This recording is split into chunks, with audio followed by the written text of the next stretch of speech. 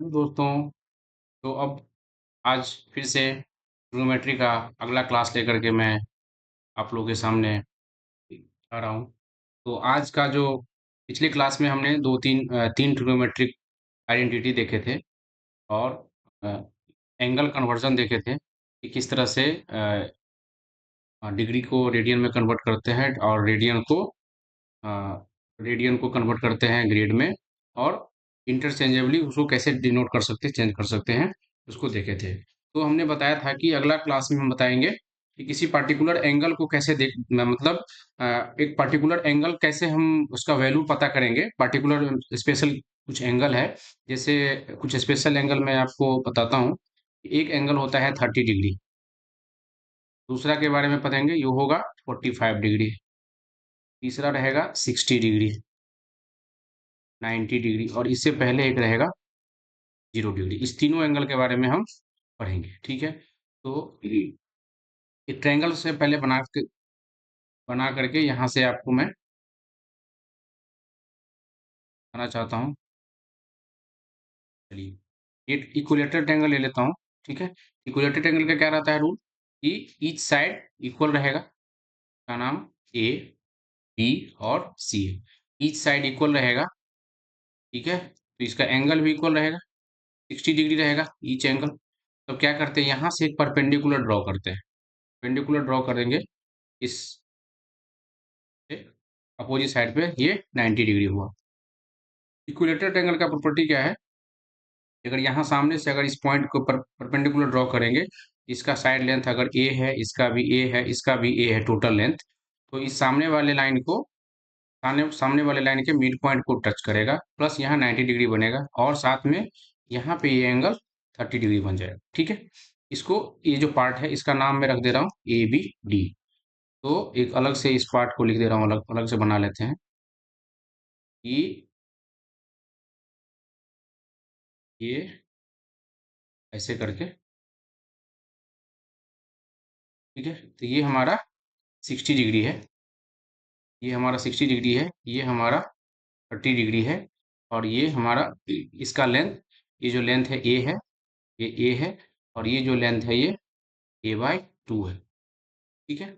Length कितना है, ए by 2 है। चलिए, तो ये लेंथ ए बाई 2 है, तो ये कितना लेंथ होगा, इसका नाम क्या है, ए है, बी है और डी है। मैं इसी पार्ट को चूम किया हूँ, ये जो लेफ्ट साइड में जो ट्रायंगल है इसको। अब देखिए यहाँ भी ये 90 डिग्री, तो यहाँ से पाइथागोरस लगा सकते हैं। तो इस हाइट का लेंथ कितना हो जाएगा, पाइथागोरस से जब चेक करेंगे तो क्या हो जाएगा, ए हाइपोटेनियस का स्क्वायर माइनस ये बेस का स्क्वायर कितना है, ए बाई 2 का होल स्क्वायर। तो यहाँ से ये जब इसको सॉल्व करेंगे तो कैसे आ जाएगा, नीचे एलसीएम 4 रहेगा, यहाँ से 4a स्क्वायर माइनस ए स्क्वायर, तो यहाँ से आ जाएगा आपको 3a स्क्वायर डिवाइडेड बाई 4। ये टोटल आंसर हो जाएगा आपको √3/2 ऑफ ए। तो ये जो हाइट है, इस हाइट को, इस हाइट का लेंथ आया, इस ये हाइट की वैल्यू आई √3/a, ठीक है? अब यहाँ से क्या करेंगे, यहाँ से हम एंगल लिखना स्टार्ट करेंगे, मतलब ट्रिग्नोमेट्रिक रेशियो लिखना स्टार्ट करेंगे।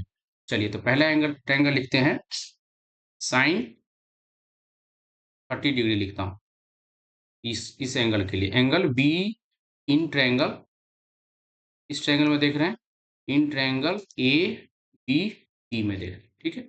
इन ट्रायंगल ए बी डी में देखेंगे तो साइन 30 क्या होता है, यहाँ से देखना, साइड साइन 30 देखेंगे तो अपोजिट साइड ये है बी डी और हाइपोटेनियस क्या है ए बी, तो अपोजिट साइड लिखेंगे B D divided by A B. तो यहाँ से क्या हो जाएगा, बी डी का लेंथ कितना है, ए बाई 2 है और ए बी का लेंथ कितना है, ए है, तो यहाँ से वैल्यू आ जाएगा 1/2, ठीक है? उसी तरीके से अगर cos 30 लिखेंगे तो cos 30 क्या होगी, एडजेसेंट साइड, एडजेसेंट साइड क्या है यहाँ से, एडजेसेंट साइड है इसका ए डी, हाइपोटेनियस क्या है ए बी, तो यहाँ से हो जाएगा ए डी का लेंथ अभी निकाले हैं पाइथागोरस से, √3/a divided by A B का लेंथ कितना है, ए। तो इसको जब सॉल्व करेंगे, इसको कैंसिल हो जाएगा ए, तो यहाँ से कितना बच जाएगा, √3/2, ठीक है? अब साइन 90 देखेंगे इसको, हाँ, ये 30 का हो गया। अब 60 पे लिखते हैं। 60 का लिखेंगे, तो 60 का जब लिखेंगे तो क्या लिखेंगे, sine of 60 degree. Sine of 60 degree, इसका 60, साइन 60 का अपोजिट साइड क्या है, AD। तो AD अपॉन AB, तो AD का लेंथ कितना है, √3 twice of A divided by A। यहाँ से आ जाएगा √3 ट्वाइस ऑफ A। और cos 60 अगर लिखेंगे, cos 60 जब लिखेंगे तो cos 60 हो जाएगा BD अपॉन ED। तो ये BD का लेंथ कितना है, A/2, और AB का लेंथ है A, तो यहाँ से हो जाएगा 1/2। ये A नहीं रहेगा, यहाँ पे मिस्टेक से आ गया है, A नहीं रहेगा, ठीक है। इसे कांस्टेंट वैल्यू है, ये हमेशा किसी भी ट्रायंगल में चेक करेंगे तो इस पर्टिकुलर एंगल के लिए इस ट्रिग्नोमेट्रिक रेशियो की वैल्यू 1/2 रहेगी। इसका वैल्यू सेम इस तरह से है। ये हो गया 30 का, 60 हो गया। और साइन जीरो तो कल बताया था, साइन जीरो 0, कॉस 0 डिग्री 1, और साइन 90, साइन 90 की वैल्यू यहाँ से देखेंगे तो साइन 90, ये 90 है, तो साइन 90 क्या होगा, opposite divided by, opposite side क्या है इसका, हाइपोटेनियस ही है, तो ए लेंथ है उसका, और हाइपोटेनियस का वैल्यू कितना है, ए ही है, तो ये दोनों मिलके 1 हो जाएगा, ठीक है। और cos 90 इक्वल टू 0, यहाँ से क्या होगा, cos 90 0 होता है, ठीक है। तो ये तीन, ये इतना हो गया। अब एक ट्रायंगल लेंगे जिसका कि आइसोसेलेस ट्रायंगल लेंगे।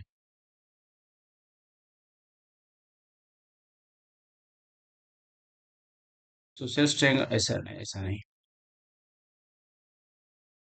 आइसोसेलेस राइट ट्रायंगल लेंगे, इसमें 45 डिग्री बनेगा, ठीक है। यहाँ से देखिए,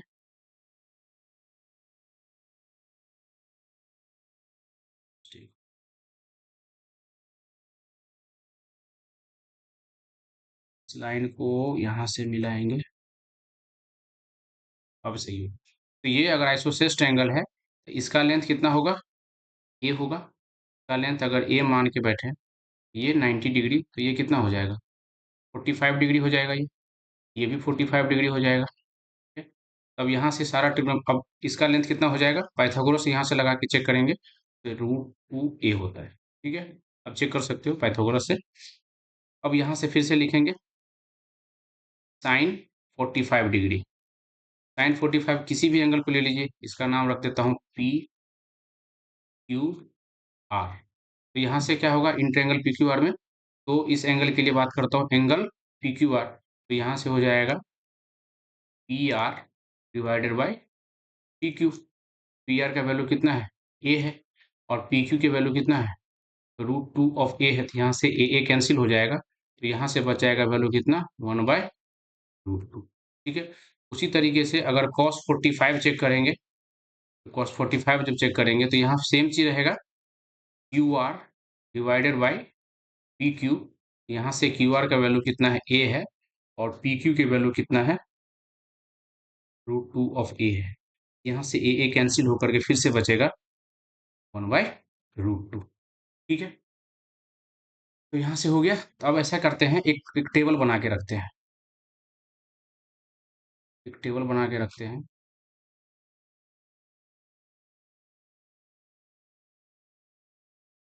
ठीक है?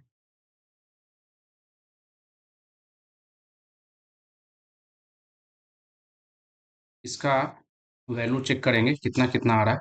तो यहाँ से लिख दे रहा हूँ मैं, ये वर्टिकल लाइन ड्रॉ कर देंगे।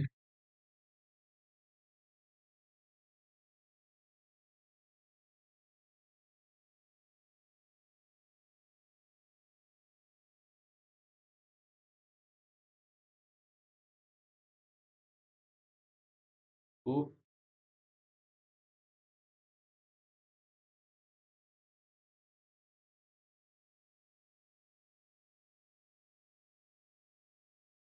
ये 0 डिग्री, ये 30 डिग्री, ये 45 डिग्री, 60 डिग्री, और ये 90 डिग्री। ठीक है, तो समझ में आ गया। अब यहाँ लिख लेंगे साइन कॉस, यहाँ ले लेता हूँ 10। ठीक है, तो एक डायरेक्टली लिख लेंगे।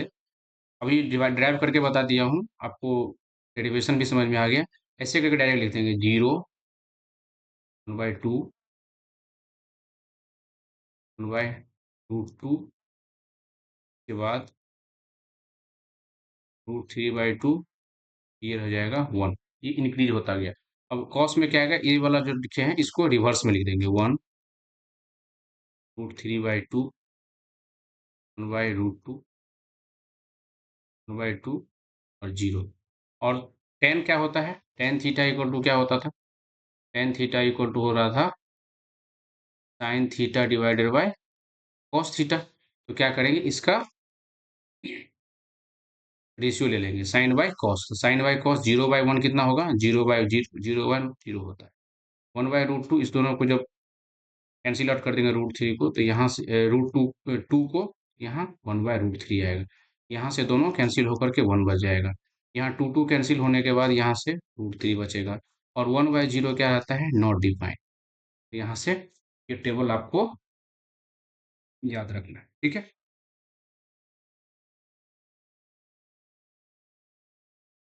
तो इस पे बेस्ड एक क्वेश्चन कर लेते हैं। एक क्वेश्चन है कि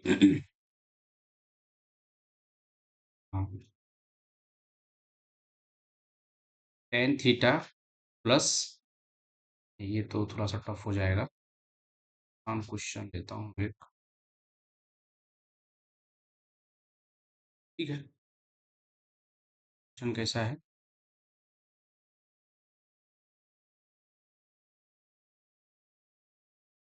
साइन थीटा का वैल्यू अगर 3/5 है तो फाइंड ऑल ट्रिगोनोमेट्रिक रेशियो। तो कैसे निकालेंगे, एक ट्रायंगल बना लेंगे सबसे पहले, right triangle triangle.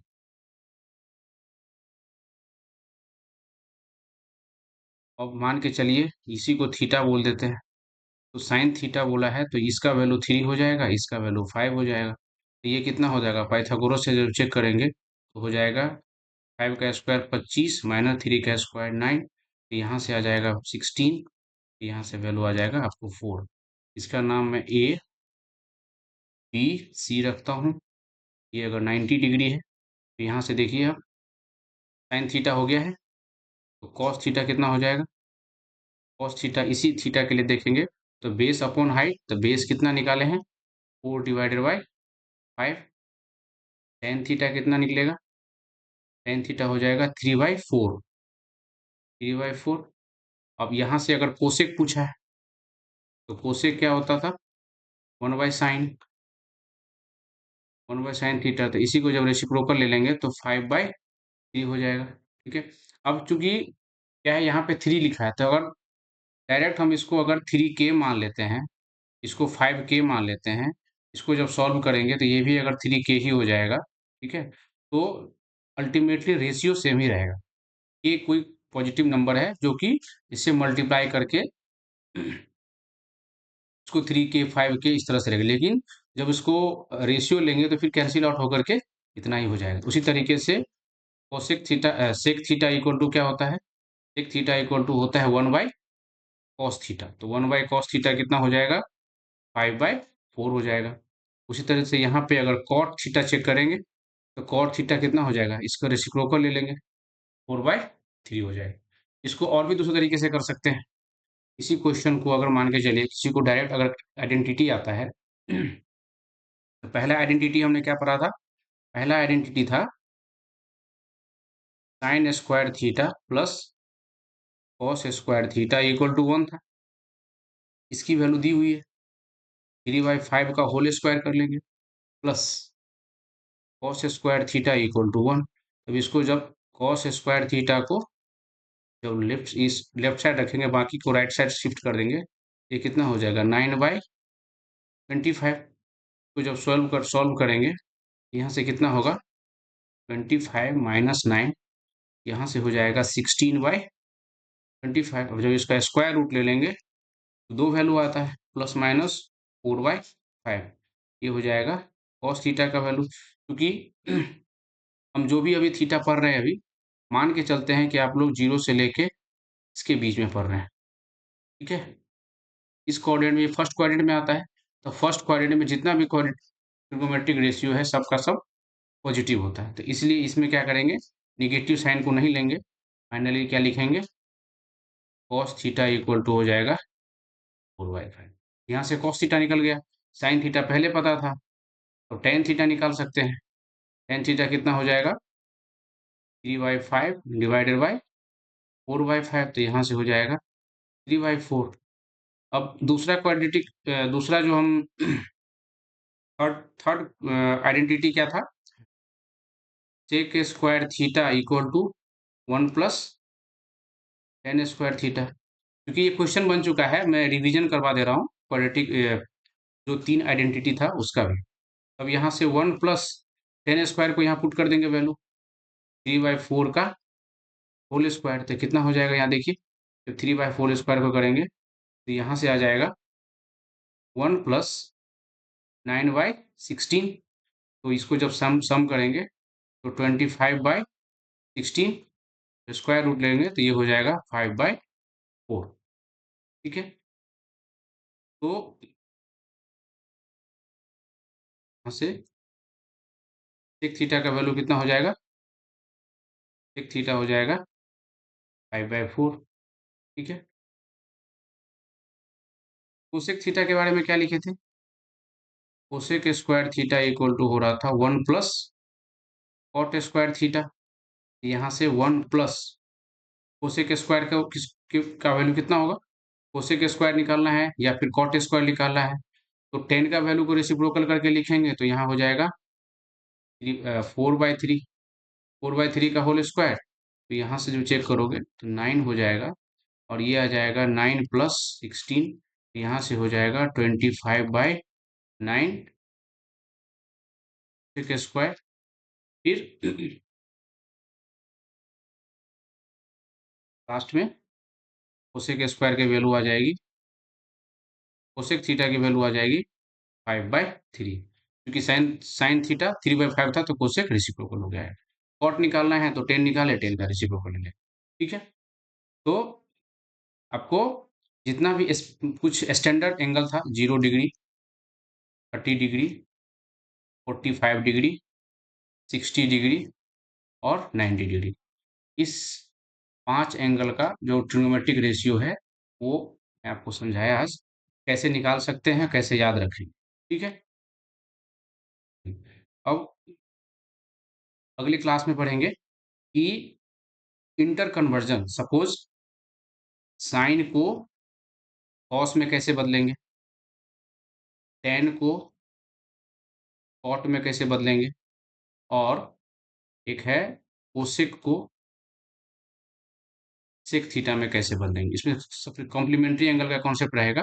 Complementary angle किसको बोलते हैं, कॉम्प्लीमेंट्री एंगल आप देख लीजिए थोड़ा, कॉम्प्लीमेंट्री एंगल है इसको बोलते, सपोज कोई एंगल ए है और कोई एंगल बी है, ये दोनों मिला करके अगर 90 डिग्री बन जा रहा है तो ये बोल सकते हैं ए एक दूसरे का कॉम्प्लीमेंट्री है। ठीक है, angle A is complementary angle of angle B. For example 60 degree और 30 डिग्री, ये दोनों के बीच रिलेशन देखिए, जब दोनों को सम करेंगे तो ये 90 डिग्री हो जा रहा है। तो 60 डिग्री का अगर कोई कॉम्प्लीमेंट्री एंगल पूछेगा तो 30 डिग्री बोलेंगे, या फिर 30 डिग्री का कॉम्प्लीमेंट्री एंगल बोलेगा तो 60 डिग्री बोलेंगे। उसी तरीके से होता है एक सप्लीमेंट्री एंगल।